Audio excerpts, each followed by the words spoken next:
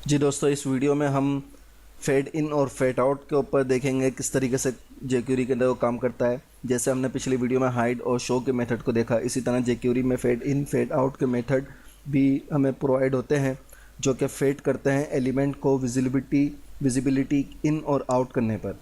जिस तरह टूगल का मेथड स्विच करता है हाइड और शो के दरमियान, इसी तरह फेड टूगल का एक मेथड होता है जो कि फेड इन और फेड आउट पे जो है वो टूगल करता है।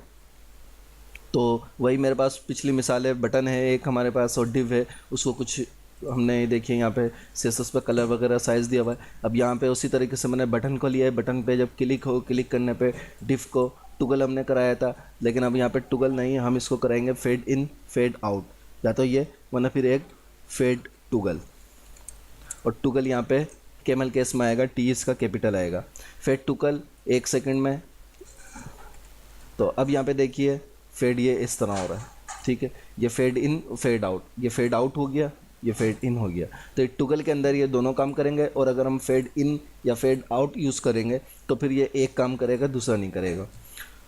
तो इसी तरीके से हमारे पास इसके अलावा एक फेड टू का भी मेथड होता है, जो कि फेडिंग के लिए इस्तेमाल होता है। फेडिंग को ओपेसिटी देते हैं इसमें 0 से 1 की वैल्यू के दरमियान, जिस तरीके से हम CSS के अंदर RGBA में अल्फ़ा को देते हैं। तो यहाँ पे अगर हम फेड टूगल के बजाय फेड टू कर दें खाली, और फेड टू में भी कैपिटल होगा टी कैमल केस में, और इसके बाद यहाँ पे एक और आर्गूमेंट हम देंगे 0.5। तो अब देखिए कि ये इसकी जो विजिबिलिटी है वो 0.5 पा के रुक गई, ठीक है। और 0.2 कर दें तो 2 ओपेसिटी पे ये आके रुक जाएगा, ठीक है। और 0.7 करें, 7 पे आके ये रुक जाएगा।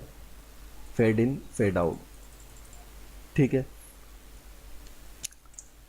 तो अब अगली वीडियो में हम देखेंगे स्लाइड का कि किस तरीके से स्लाइड पे काम करते हैं।